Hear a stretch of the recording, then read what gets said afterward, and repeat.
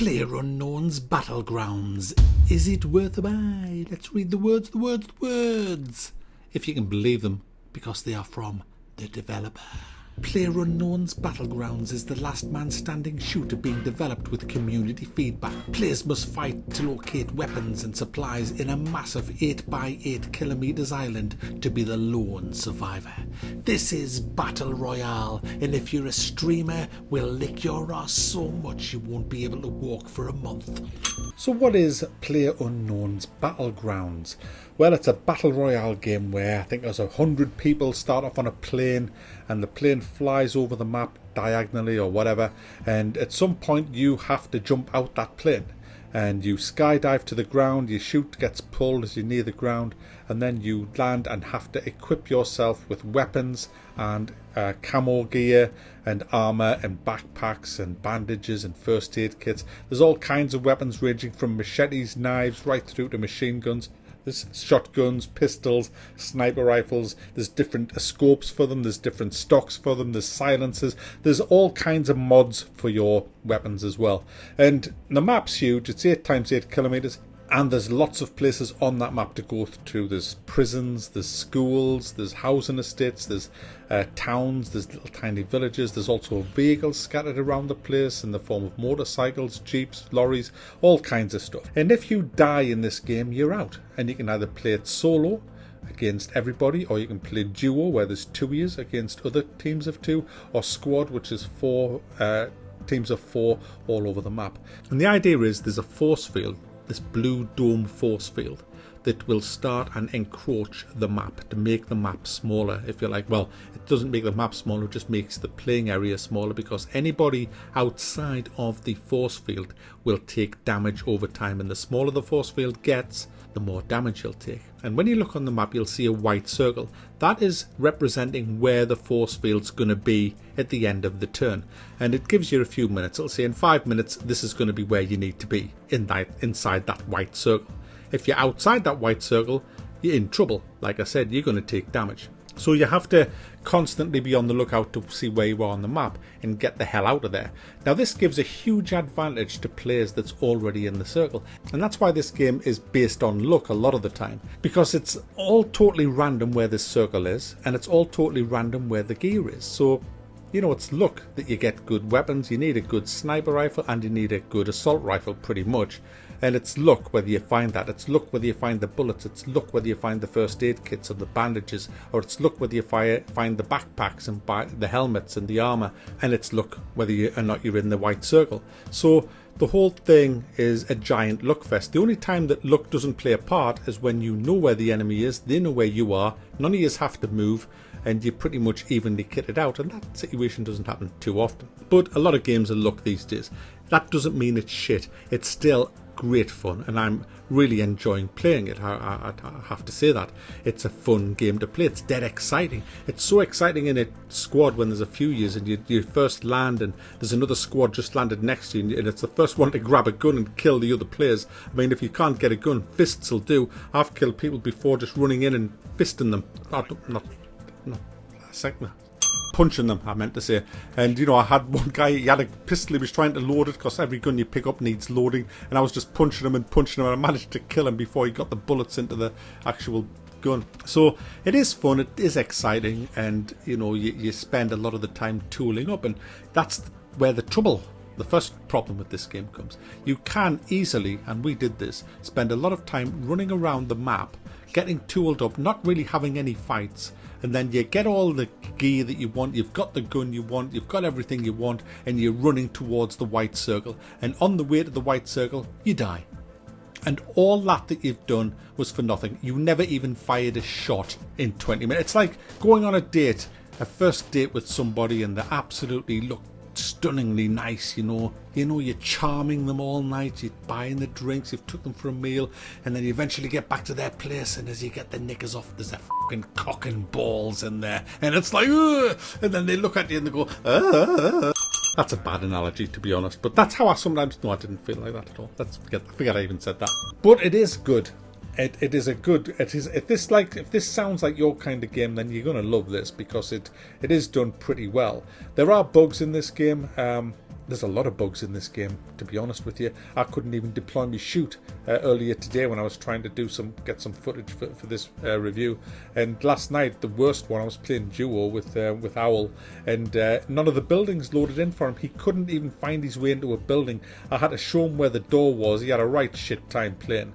But he could see through all the walls. He could see where everything was. It was just a really game-breaking bug that he had. And when you think that this game's already taken over 100 million and they're only a small development company, you would think, wouldn't you, that if they couldn't fix stuff like this, that they would bring some people in, some experts on this engine to fix it. But I guess, yeah, they've got more important things to do, guys, like have microtransactions. Even though they said that they weren't bringing in this is where it gets bad. Any fanboys watching of this game, do you want to leave now? Or your little snowflake alarm will go off and you'll start crying. This is the bad stuff. Yeah, they said they weren't bringing microtransactions into this game while it was still in early access. It's in early access and we have microtransactions. And do you know their excuse for microtransactions? They are saving up money. They need more money. The 100 million plus that they've already earned isn't enough, guys. No, they need more money for a Gamescom tournament because they want to make this an esports game. So you now buy these crates that unlock stuff. All cosmetic, because cosmetic items don't matter, guys. Which is why the armies around the world wear camouflage, because they just do it because it's just a fashion statement. It does nothing for them. You know, if they're in the desert wearing sand-coloured uniforms, do nothing. If they're in the jungle wearing khaki uniforms in the jungle, it does nothing. It's a fashion statement. It means nothing. It doesn't give you an advantage. All these crates is full of stuff. A lot of it's camouflaged stuff.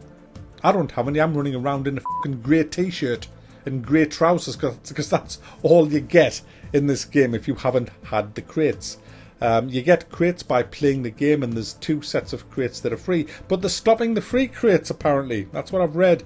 And so the crates that you're going to have to buy, you get the crates free but you can't open them. You need to buy the key for £2.50, guys. £2.50, get your keys. Or you can go on to the Steam workshops and buy individual items for, like, you know, anywhere from $2 to over $100 or $1,000, you know, for camouflage trench coats and stuff like that. Or just be a streamer. Be a streamer, because the developers of this game absolutely love streamers. Oh, they love streamers. I think they're in bed with streamers, guys. See, streamers, if you're a streamer, you are.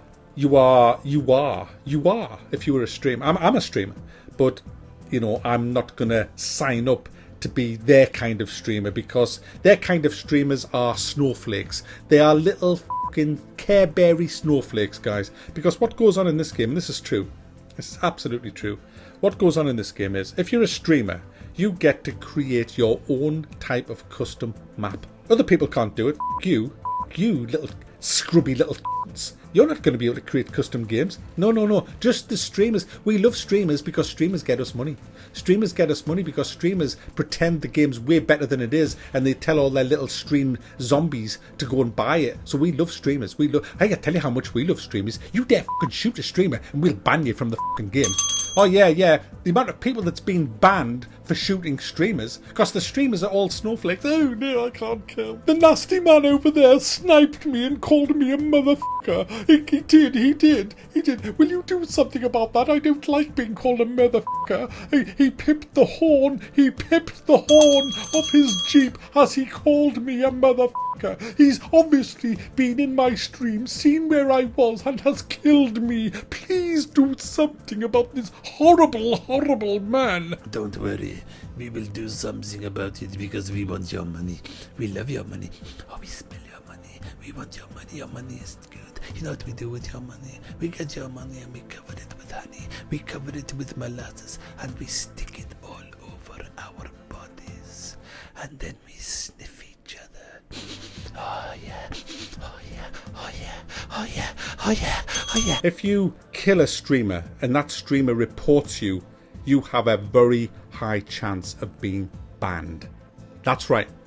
A lot of people have been banned on the word of a streamer. I mean, a case that I read was that the developers said, yes, we have evidence that this guy is a stream sniper. What that means is he goes into your stream, sees where you are, knows where you are on the map, comes for you and kills you. And this was their evidence, guys, to ban somebody who'd shelled out $26.99 for a fucking game. Their evidence was this, that they saw that he had disconnected from lobbies and then joined another lobby, and then I think he got disconnected. He disconnected from that lobby, joined another lobby, and then that lobby just happened to have this streamer in. And at some point in the game, he killed the streamer, recognised his name as a streamer, shouted, "Die, motherfucker," pipped the horn, and ran him over, which I think's hilarious. And he got banned. He got banned for that. And in this statement by Blue Nose, is it Blue Nose? Is it Blue Nose? Blue Hole, sorry, I'm thinking of brown nosing, like, you know, brown nosing streams. It's actually Blue Hole, it should be called Brown Hole, but Blue Hole, the name of the developers. In their statement, they said something like, "We have no evidence whatsoever that he was watching the other player's stream. But we're going to ban him anyway, because he probably was." So there you go, guys, $26.99. If you shoot a streamer and yell through your microphone, "Die, motherfucker," you're probably going to lose your $26.99 because they're going to ban you, because the little snowflakey streamers, because that's what they are, little bunch of fucking Care Bear snowflakes, they will cry. I was streaming this the other day, there was over 200 people watching the stream, and someone said that I got killed off a streamer. I didn't cry. It's, hey, I stream, I'm broadcasting my gameplay. I know the risk of that. The risk is somebody sees who I am. So grow a pair of fucking bollocks. I don't give a shit. Alright, it's a bit cheap, but you know, that shit that they have to do that. You know, nothing happens. Nobody comes and knocks on your door after you get stream sniped and says, "I'm sorry, but you've been stream sniped. You now will be executed in real life. Come with us." You know, that doesn't happen. Nothing happens. You just start again. Big fucking deal. Stop being such a care-bearing fucking snowflake. And if it bothers you that much, don't fucking stream. But stop getting people banned because you want to be a little fucking cunt. So am I going to thumb this up? Well, you know what? No, I'm not going to thumb this up, guys. And I'm not going to thumb this up because I am not going to support a developer that is as fucked up as this developer. I'm just not going to do it. I wouldn't sleep tonight knowing that my thumb up had been given to developers who will actively go and ban people for killing streamers, who said that they weren't going to add microtransactions while a game was in early access, but added microtransactions in early access, that said we need money for a fucking games competition when they've took over 100 fucking million on this game. Sorry, but I'm not. And besides that, it isn't worth $26.99. It is a good game. Mark my words, it is a very good game. It's a fun game, but it's a one-trick pony, this game. That's all you get with this game. It hasn't got a big campaign or anything like that. It's got one fucking mode, and that's it. For $26.99, I want a hell of a lot more than that, because for $26.99 you're into some of the big games there that have campaigns, that have plenty of multiplayer maps and lots of different multiplayer modes. This has none of that. It has one fucking mode, and yes, it's a good game, but it isn't worth $26.99. Fix your bugs, stop being fucking brown nosing streamers, and start valuing your fucking customers, you